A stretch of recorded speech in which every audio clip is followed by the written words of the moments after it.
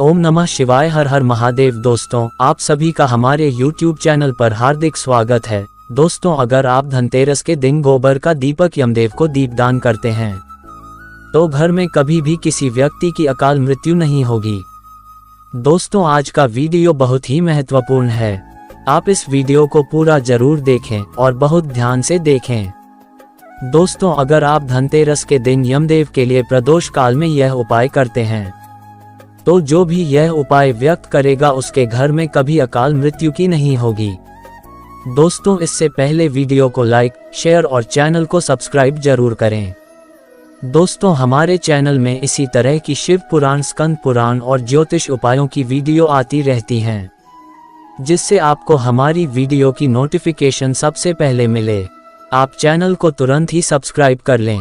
दोस्तों, हमारे स्कंद पुराण में भी अकाल मृत्यु को लेकर कई श्लोक का वर्णन किया गया है, जिसमें कहा गया है कि कार्तिक मास के कृष्ण पक्ष की त्रयोदशी के दिन प्रदोष काल के समय घर के बाहर यमदेव के उद्देश्य से दीप रखने से अल्प मृत्यु का निवारण होता है। दोस्तों, दिवाली से ठीक पहले धनतेरस का त्योहार मनाया जाता है। इस दिन लोग भगवान धन्वंतरी की पूजा करते हैं और अपने घरों के लिए नया सामान खरीदते हैं। लेकिन इस दिन एक ऐसा भी काम है जो किया जाता है और इससे अकाल मृत्यु से मुक्ति मिल जाती है। दोस्तों, हमारे ज्योतिष शास्त्र में भी बताया गया है कि धनतेरस के दिन यमराज को दीप दान करने से अकाल मृत्यु का नाश हो जाता है। दोस्तों, इस उपाय को धनतेरस के दिन सभी को जरूर करना चाहिए। दोस्तों, धनतेरस के दिन 13 दीपक जलाने का भी बहुत विशेष महत्व होता है और धनतेरस के दिन 5 दीपक जलाने का भी बहुत विशेष महत्व होता है और एक उपाय गोबर का दीपक जलाने का भी विशेष महत्व होता है। दोस्तों, दीपक के ये 3 उपाय बहुत ही महत्वपूर्ण है जो धनतेरस के दिन ही किए जाते हैं। दोस्तों, यह वीडियो गोबर के दीपक के उपाय से संबंधित है। अगर दोस्तों आप 13 दीपक और 5 दीपक के उपाय के लिए वीडियो आप चाहते हैं तो हमें कमेंट करके जरूर बताएं। अगर व्यक्ति धनतेरस में ये तीनों उपाय कर लेता है तो उसके जीवन में दोस्तों कभी कोई समस्या आ ही नहीं सकती, चाहे वह धन से जुड़ी समस्या हो या घर में सुख शांति और समृद्धि के से संबंधित समस्या हो। दोस्तों, धनतेरस के दिन ये 3 प्रकार के दीपदान करना बहुत ही महत्वपूर्ण है। दोस्तों, हमारे स्कंद पुराण में धनतेरस के दिन दीपदान करने का बहुत ही विस्तार से वर्णन दिया गया है। धनतेरस के दिन दीपदान करने से व्यक्ति को कई प्रकार के लाभ होते हैं। धनतेरस के दिन दीपदान करने से घर में सुख, समृद्धि और शांति आती है और साथ में धनतेरस के दिन दीपदान करने से धन वैभव की प्राप्ति होती है। दोस्तों, इस गोबर के दीपक का दीपदान धनतेरस के दिन करना बहुत ही लाभकारी और फलदायी है। दोस्तों, इस उपाय को करने से व्यक्ति को दुश्मनों से खतरा नहीं रहता। दोस्तों, इस उपाय को कर लेने मात्र से दुश्मनों का नाश हो जाता है। दोस्तों, यह वीडियो आप सभी लोग पूरा जरूर देखें और एक बार यह उपाय आप सभी जरूर करें। दोस्तों, इस उपाय को करने के इतने फायदे हैं और इतने लाभ हैं कि हम आपको अगर इस वीडियो में बताएंगे तो बताते ही रह जाएंगे। इसलिए बस इतना ही आपसे कहते हैं। आप हमारी कोई वीडियो देखें या ना देखें, आप इस वीडियो को पूरा जरूर एक बार देखें और अपने सगे संबंधियों, रिश्तेदारों को भी इस वीडियो को जरूर शेयर करें। दोस्तों, स्कंद पुराण में भी इस दीपक का वर्णन बहुत ही विस्तार से किया गया है।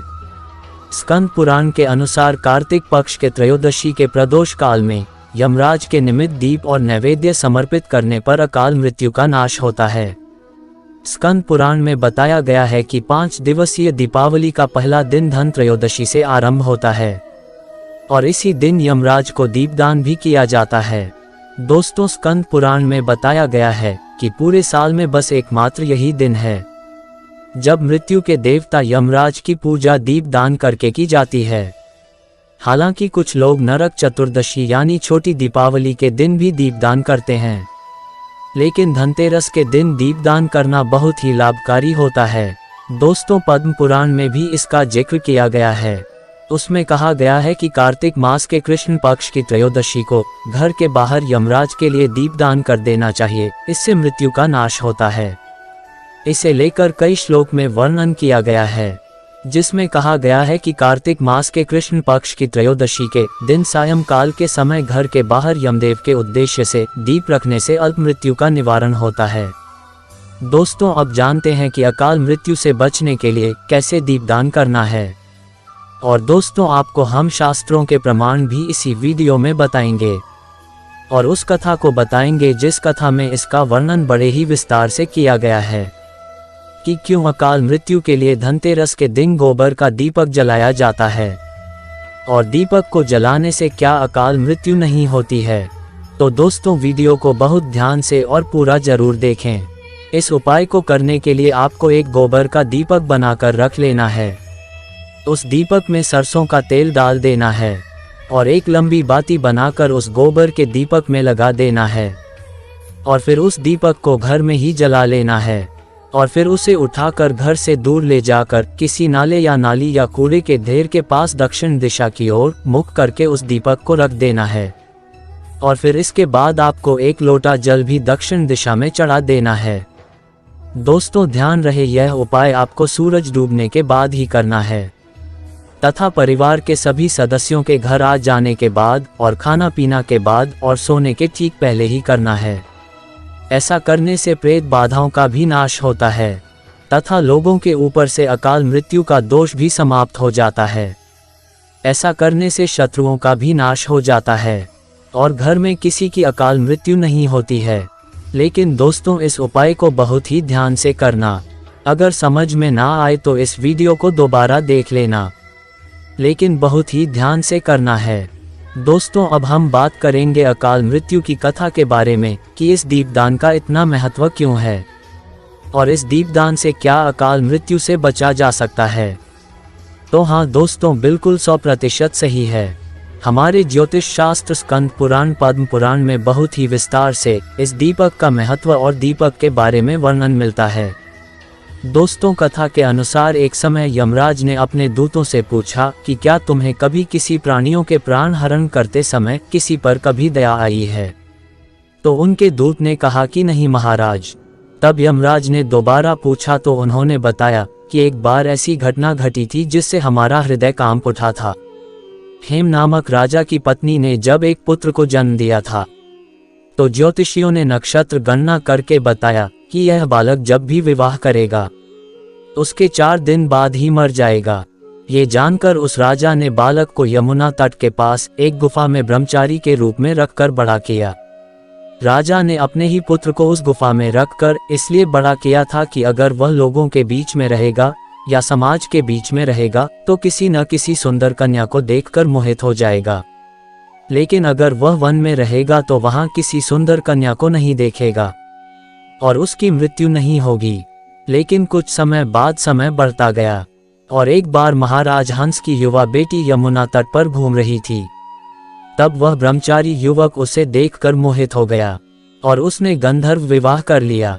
लेकिन जैसे ही 4था दिन पूरा हुआ, राजकुमार की मृत्यु हो गई। अपने पति की मृत्यु को देखकर उसकी पत्नी विलख विलख कर रोने लगी।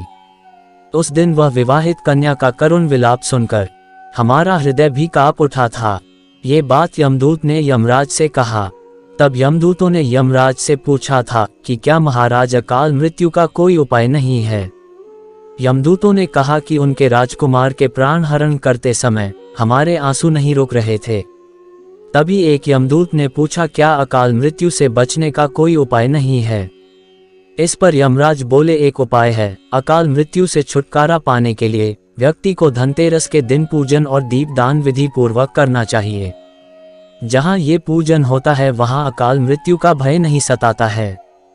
कहते हैं कि तभी से धनतेरस के दिन यमराज के पूजन के बाद दीपदान की प्रथा प्रचलित हुई है और लोगों को अकाल मृत्यु से मुक्ति मिल जाती है।